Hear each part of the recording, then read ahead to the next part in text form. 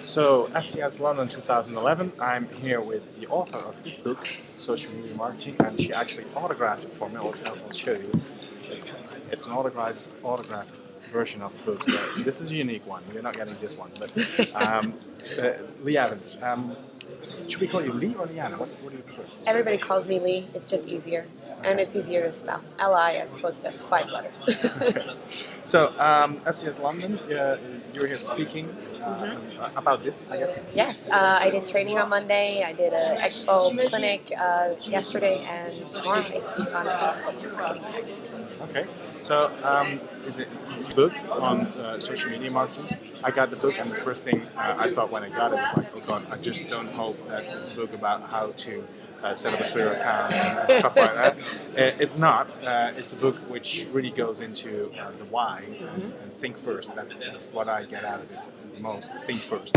Why did you write the book in the first place? Well, I had been doing a lot of different conferences, and Pearson came to me and said, you know, you have a different take on this than everybody else. Everybody else is saying, oh, you have to have a YouTube account. Oh, you have to have a Flickr account. Or, oh, you have to have a Facebook fan page. And nobody was really necessarily saying why you need to have this. And this is why the book became such an important piece to Pearson, because it was the first book that somebody said, you got to stop and think and do research. You have to measure. There's all these other things that you have to think about when you start doing a social media strategy that all these other authors weren't really covering. No. A lot of people think social media is the holy grail. What do you tell them? I tell them social media is one marketing channel. It's not necessarily a holy grail, and it won't fix your marketing if you are failing somewhere else. It isn't the silver bullet. It isn't, you know, the golden egg or anything like that. So you have to learn how to integrate it with your other marketing channels. It just doesn't work all by itself. No. There's a lot in this book. How long did it take you to write it? It took me 9 months to write it, and I didn't even get to cover geo-social networking like Foursquare and Goala, and I was like, oh. So there's going to be a follow-up. There'll be a second version coming after I write the next book I'm writing. Okay. Which is? It's going to be about consumer engagement, not just social media, but search and email and PPC and all of that. What do you think is the biggest issue that people have when it comes to social media and starting off? It's a great big world, and they don't know where to start. And they're told by agencies, or they come to a conference and they go to different booths and they say, well, we can build you a Twitter account, we can tweet for you, we can Facebook for you, but nobody ever says why you should be doing it.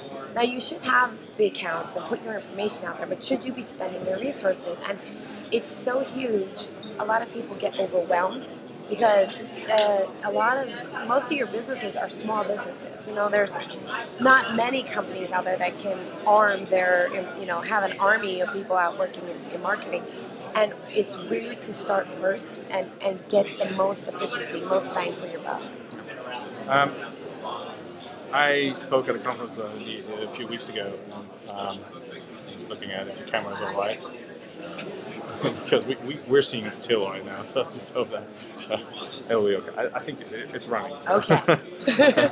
I'll check it later. I spoke at a conference a couple weeks ago in Holland where there were a lot of charities. And charities don't have any money. They don't have, at least they do have money, but they don't want to spend it. Right.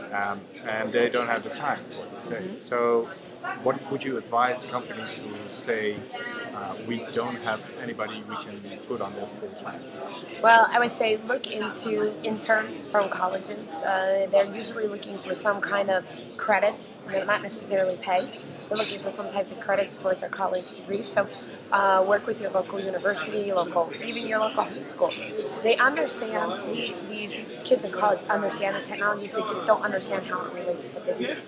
So you have to teach them a little bit, but they can help supplement where you might be low on resources. But the other piece is if you've got customer service agents in your business, pull them for an hour or two a day and bring them into your social media strategy and have them go out there talking with it.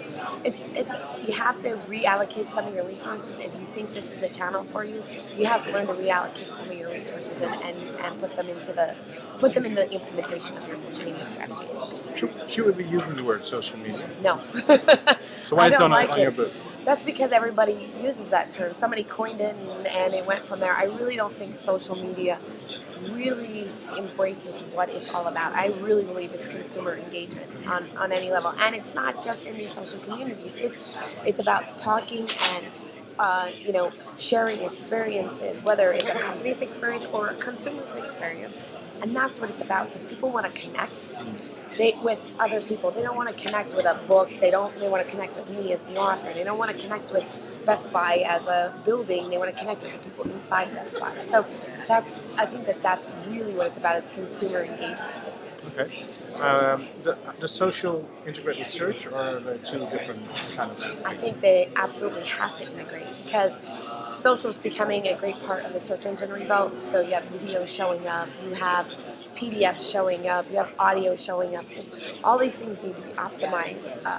But people search in social differently than what they search in regular search. So it's a more direct path in search. People are looking for keywords, but in social media, Pretty big now. What are your predictions? Is that going to be growing even more? I think if they keep adapting to how their audience, their users are using it and listening to them, it'll keep growing. But if you look at MySpace stopped innovating. They stopped adding new features. They just stayed stagnant. And now Facebook has surpassed them, and Facebook is the place to be, not MySpace. And most people are saying MySpace is a wasteland, and that's because they didn't innovate. Facebook is always innovating. They're always trying new things. They're trying to make it easier for people to connect, and I think that's probably why they keep succeeding going forward. Thank you very much. Anything you want to share with the viewers? If you go to Libeckim, Libeckim, and sign up for our white papers, you can get a free chapter of my book, Chapter 5 of my book. Okay. Thank you very much.